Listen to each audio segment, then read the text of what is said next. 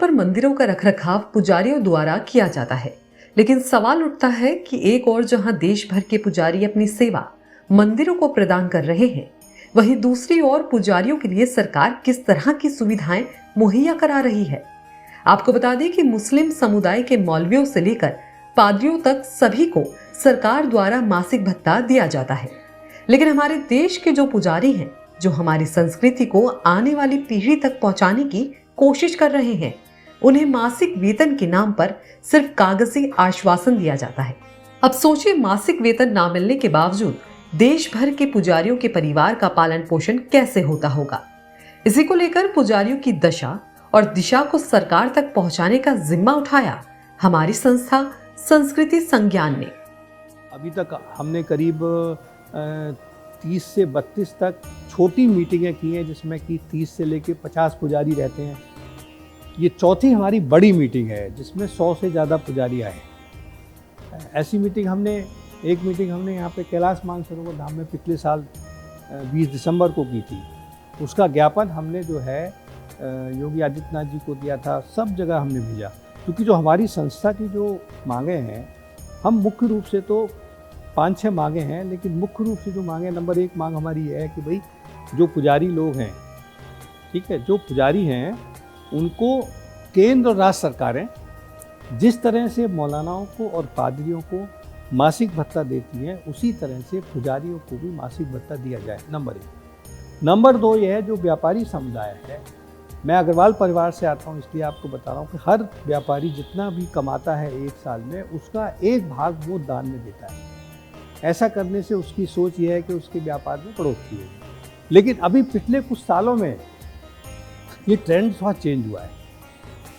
पहले व्यापारी लोग छोटे मंदिरों को भी देते थे, अब व्यापारियों का क्या हो गया कि वो बड़े बड़े मंदिरों में दान दे देते हैं। अब वो जो पैसा है वो वहीं का वहीं रखा रह जाता है, उसका कोई उपयोग नहीं होता। कभी उसको सरकार ले लेती है, या आपने पढ़ा भी होगा पेपरों में, उस मंदिर के पास 50,000 करोड़ है, उसके पास 30,000 करोड़ है, वो ऐसे ही पड़ा रहता है, सालों से पड़ा हुआ है। तो हमने उन व्यापारियों से कहा कि भाई आप इसका कुछ भाग जो है मंदिरों और पुजारी, जो छोटे मंदिर और पुजारी हैं, उनको दीजिए, तभी आपको पूरा पुण्य मिलेगा। हमारी संस्था एक और जहां पुजारियों की दिशा और दशा को लेकर काम कर रही है, वहीं दूसरी ओर पुजारियों को हर घर में रामचरितमानस का पाठ कराने के लिए प्रोत्साहित भी कर रही है। पुजारियों को भी सनातन समाज और सरकार से काफी उम्मीदें हैं। हिंदू मंदिरों के पुजारी भी समय समय पर अपनी आवाज उठाते हैं और हिंदुओं को अपनी संस्कृति को बढ़ावा देने के लिए प्रेरित करते हैं। रामायण सब लोगों की गवाह है।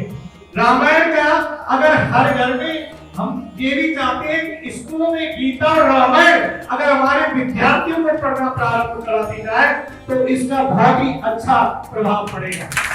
और दूसरी बात, भगवान कहते हैं कि रामायण ही एक ऐसा ग्रंथ है, धर्म पर चलना सिखाती है हमें रोज रामायण। इसलिए रामायण की 1 चौपाई 2 चौपाई जितना हो सके उसे जब भी अपने साथ रखें। गीता और रामायण ये 2 ही शास्त्र ऐसे हैं जो हमें आगे की ओर, उत्थान की ओर ले जाते हैं। जब हम निर्वश हो जाते हैं, थक जाते हैं, एक गीता का श्लोक पढ़ लो तो हमारे अंदर फिर से शक्ति प्राप्त हो जाती है।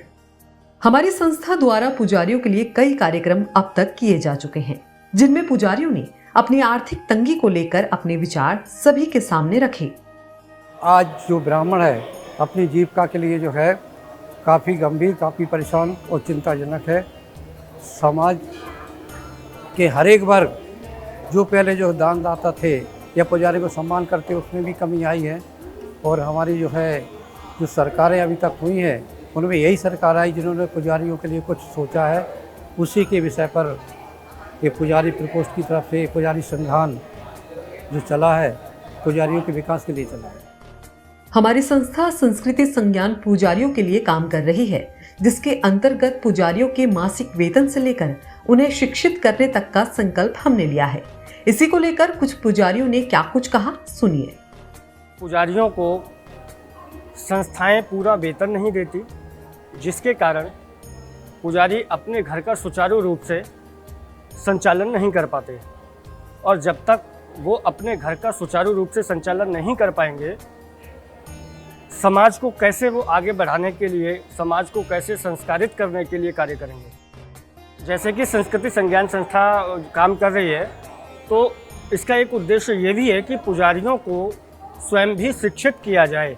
उसके लिए संस्था के द्वारा समय समय पर इस चीज़ का अनुशीलन किया जाएगा, अनुगमन किया जाएगा कि कौन कौन से ऐसे पुजारी हैं जिनको सिखाने की आवश्यकता है। उनके लिए उस तरह के शिक्षण संस्थानों की व्यवस्था की जाएगी और उन शिक्षण संस्थानों में उनको आगे पढ़ाने का, उनको सनातन संस्कृति को और आगे कैसे बढ़ा सकते हैं, इस तरह के जितने भी व्याख्यान होंगे वो सब सिखाने का कार्य संस्था करेगी।